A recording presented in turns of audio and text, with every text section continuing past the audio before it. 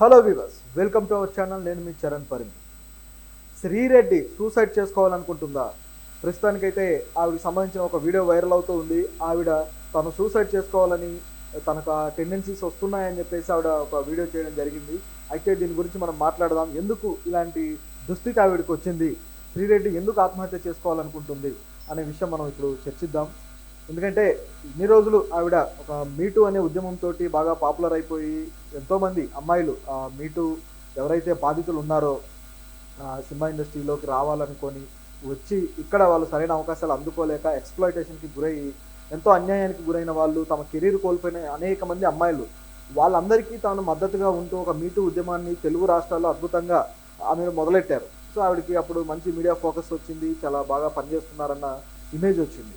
అలా వచ్చిన టైంలో సడన్గా ఆవిడ తన ఆలోచన తీరు కానీ ఇవన్నీ కూడా కాస్త మార్చుకొని అందరినీ బ్లాక్మెయిల్ చేస్తున్నట్టుగా వాళ్ళ సీక్రెట్స్ బయట పెడతానని అదని ఇదని వాళ్ళ మీద ఆరోపణలు చేయడము, ఇష్టానుసారంగా మాట్లాడడం చేస్తూ వచ్చి చివరికి ఆవిడకి ఏదైతే మద్దతు ఉందో అది కోల్పోతూ వచ్చారు. సో ఇట్లా శ్రీరెడ్డి ఒక లైఫ్ ఇక హైదరాబాద్ లైఫ్లో ఇక్కడ చూశారు.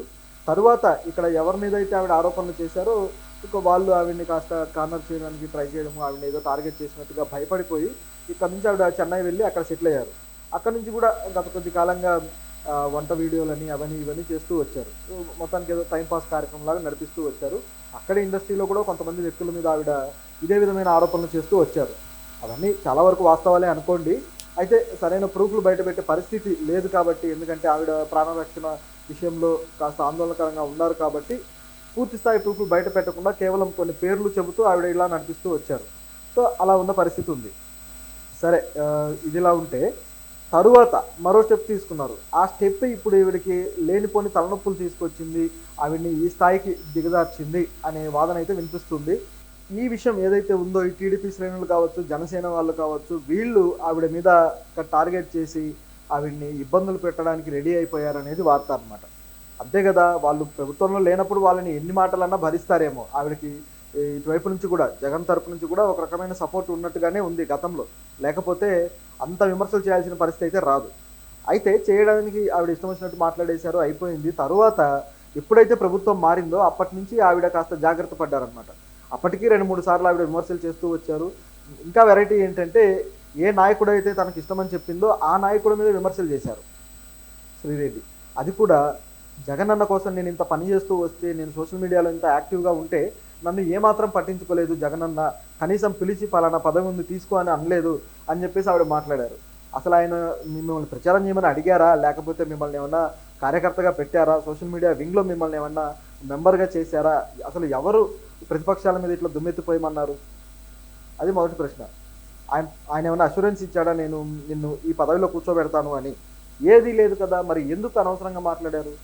నిజానికి ఆవిడ ఏ పొలిటికల్ స్టాండ్ సరే తీసుకోవచ్చు, అందరూ కార్యకర్తలాగే ఆవిడ కూడా కార్యకర్తగా ఉండొచ్చు. కానీ పార్టీలో వెళ్ళి పనిచేయడం వేరు, ఇట్లా సోషల్ మీడియాలో బయట ఉండి విమర్శలు చేయడం వేరు.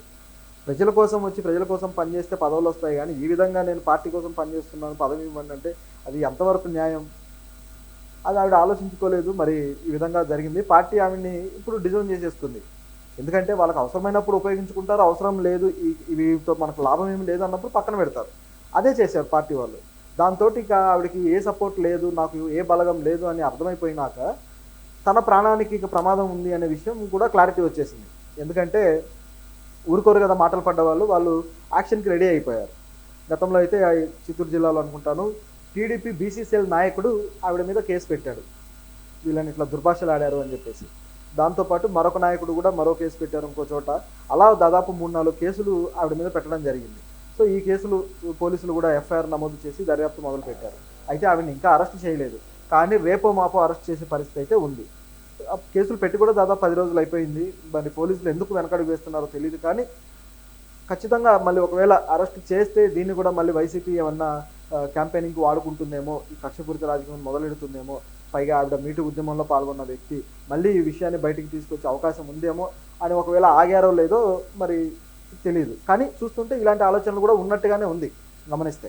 సరే, ఇదొక పద్ధతిలో ఉంటే ఎందుకు ఈవిడ భయపడుతున్నారంటే ఈ కేసుల విషయంలో కేవలం పోలీసులు అరెస్ట్ చేస్తారనే కాదు, టీడీపీ నాయకులు తన మీద దాడులు చేసే అవకాశం ఉంది, వీళ్ళు నన్ను చంపేసే అవకాశం ఉంది అనేది శ్రీరెడ్డి గారి భయం. ఎందుకంటే ఆవిడ చెన్నైలో ఉంటున్నారు, అది కూడా ఒంటరిగా ఉంటున్నారు. సో ఎప్పుడైనా ఏమైనా జరగచ్చు అని ఆవిడ భయపడుతూ ఉన్నారు. సో అందుకోసమే ఆవిడ నాకు ప్రమాదం ఉంది, ఈ భద్రకాళి అమ్మవారే నన్ను కాపాడాలి, లేకపోతే నాకు ఇంకా ఏ జీవితం లేదు అని చెప్పేసి ఆవిడ ఆందోళనతో ఉన్నారు. దాంతోపాటు ఇక నాకు సావు తప్ప మరో మార్గం లేదు, నాకు సూసైడ్ టెండెన్సీ వస్తుంది, నేను సూసైడ్ చేసుకొని చచ్చిపోవాలనిపిస్తుంది అని చెప్పేసి ఆవిడ అన్నారు. అంటే ఆ భయాన్ని తట్టుకోలేక, ఈ చావు భయం ఏదైతే ఉందో అది ఈ బతికేవాడిని కూడా చంపేస్తుంది అనమాట.